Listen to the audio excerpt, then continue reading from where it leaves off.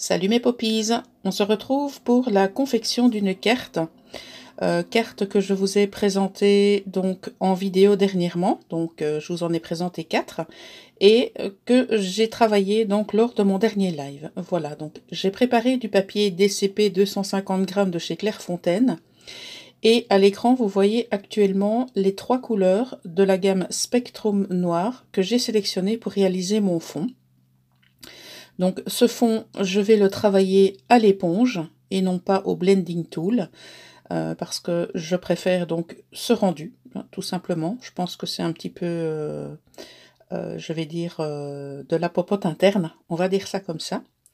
Et pour le travail de ce fond, j'ai volontairement laissé donc la vidéo en mode normal, donc je ne l'ai pas accélérée, pour que vous puissiez voir un peu le rendu, on va dire, ajout d'encre par ajout d'encre. Voilà, donc je vais vous laisser avec une partie de la vidéo et je vais interagir de temps en temps pour que vous puissiez vous concentrer sur le travail en cours. Voilà.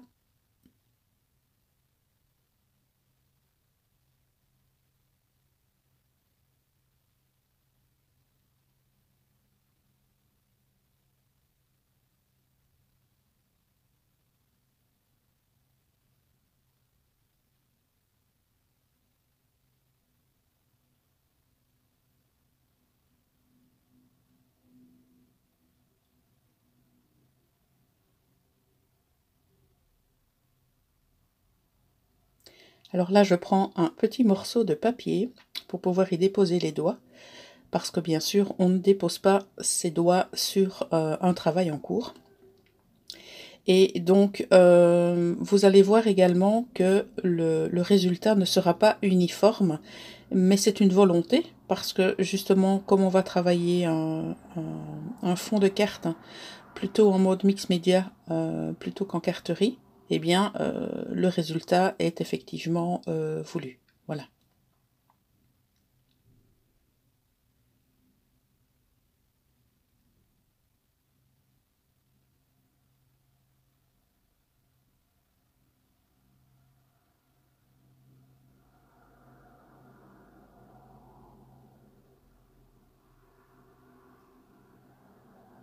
Alors pour le résultat, on va dire final, vous verrez que grâce à la 3e couleur, on va déjà avoir un résultat beaucoup plus uniforme. Donc là, j'ai envie de dire, j'ai utilisé la couleur la plus claire pour commencer. Ensuite, je suis partie sur une couleur plus foncée. Et l'intermédiaire, on va dire, enfin la 3e plutôt, est pour moi une couleur intermédiaire. Et donc c'est ce qui va permettre de blender les couleurs entre elles. Et j'étais un petit peu sceptique au départ quant à mon choix de couleur, mais au final, c'est un rendu qui me convient parfaitement. Voilà.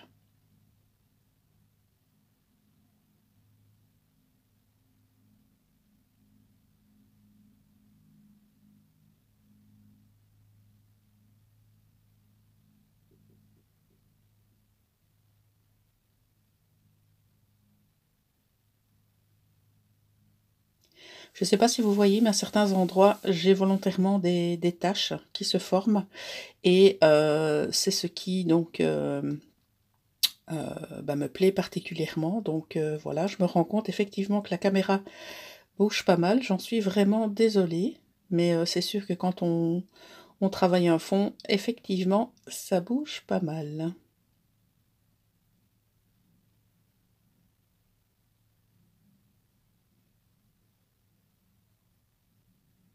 Alors là, ça commence à devenir très intéressant parce qu'on voit que grâce à la 3e couleur, on arrive à limiter les zones de blanc qui ont été laissées donc par les 2 premières couleurs. Et bien sûr, vous travaillez votre fond jusqu'au moment où il vous plaît. Alors là, je décide de repartir sur la première couleur pour encore harmoniser un petit peu plus le tout, puisque c'est la couleur la plus claire, donc ça permettra justement une bonne transition au niveau des 3 couleurs qui ont été apposées sur le papier.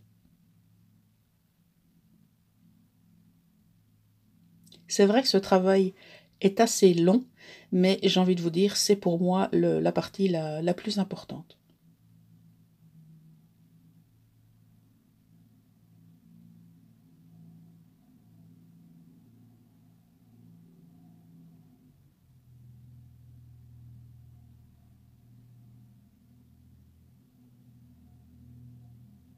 Dans ce type de projet, on voit également l'utilité de la plaque de verre. Donc vous pouvez décharger votre éponge en encre, hein, vous pouvez déborder, il vous suffira par la suite alors de tout nettoyer. Alors voici le fond, réalisé avec les 3 couleurs. Et ce que je vais prendre maintenant, c'est une éponge avec une texture différente. Je prends mon encre métallique et j'y appose, vous voyez, des petits comment? Des petits des petits tamponnages, on va dire ça comme ça. Voilà.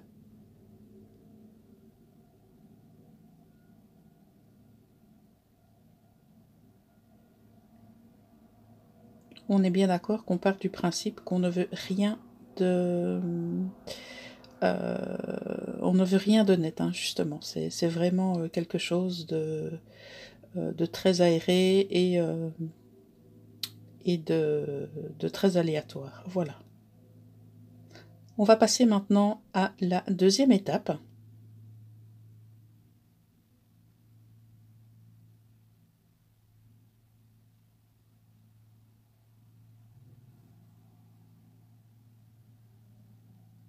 Alors, j'ai sélectionné toute une série de planches de tampons et je pense que l'une de mes popinettes sera ravie de voir que je vais utiliser la planche souris, puisque lors de mon live, elle avait été très déçue que je n'utilise pas cette planche et donc j'ai voulu lui faire un petit clin d'œil. Voilà.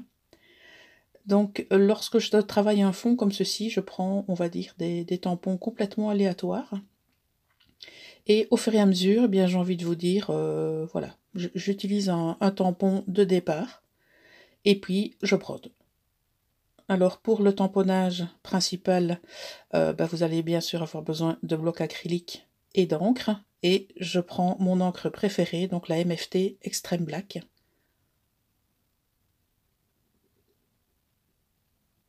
Je prépare également l'encre Yeti de chez Lawnfawn, que j'utilise dans la majorité de mes projets pour l'instant. Et j'ai préparé également des encres hybrides de chez MFT qui sont des encres vraiment top. Pour petit rappel, encre hybride veut dire que vous pouvez donc les utiliser pour le tamponnage, pour le travail du fond et pour la colorisation au feutre à alcool. Alors mon tampon principal va être les souris. Et comme c'est la première fois que je les utilise, eh bien ça colle.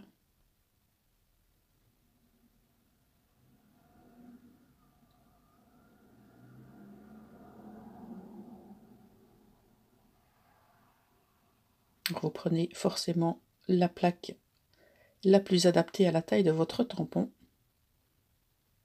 J'aurais pu prendre ma presse de tampon, mais comme il n'y avait pas énormément de tamponnage et que je préfère vous montrer, on va dire, des choses qui sont accessibles à la majorité donc des personnes intéressées par ce type de projet. Donc j'ai préféré utiliser mes blocs acryliques. Voilà. Parce que le but est que vous puissiez donc le reproduire à votre guise à la maison.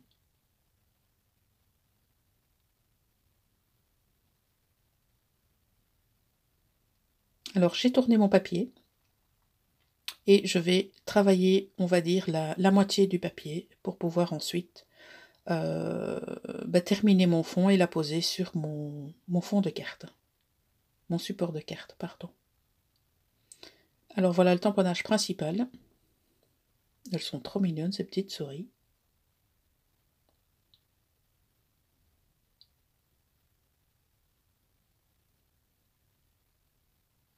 Alors on n'oublie pas bien entendu de nettoyer ces tampons avant de les ranger. Là je vais sélectionner une encre d'une autre couleur. Vous allez me voir chercher par moment. Parce que rien n'est défini au départ, donc je fais une sélection. Et sur le moment même, eh bien je me décide. Que ce soit au niveau des tampons secondaires et de la couleur de l'encre. Voilà.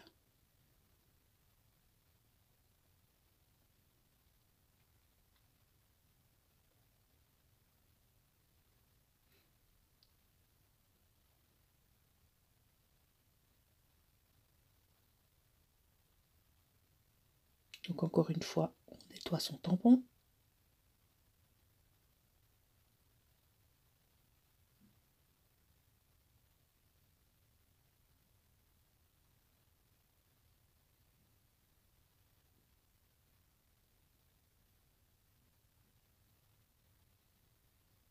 Là, je vais utiliser la deuxième planche où il y avait un petit cœur avec une inscription Kiss à l'intérieur.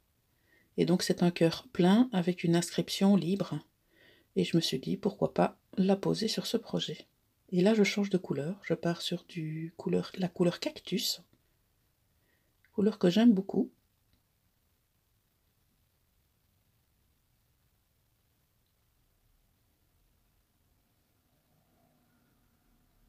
Et je trouve que ça donne un fond plein comme cela, un peu de profondeur à la création.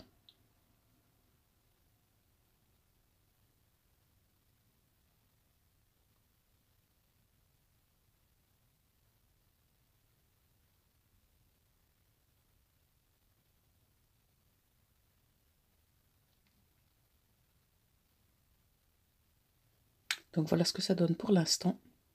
Et vous allez voir, on est loin d'avoir terminé.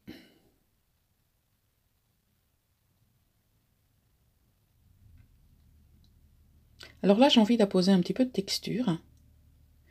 Texture papier, non pas texture 3 dimensions. Donc je vais prendre un tampon de fond, qui est une espèce de trame en damier, et je vais en ajouter sur les extrémités de ma carte. Donc merci la plaque en verre, qui nous permet de travailler de manière très aléatoire, sans devoir faire attention à mettre de l'encre partout.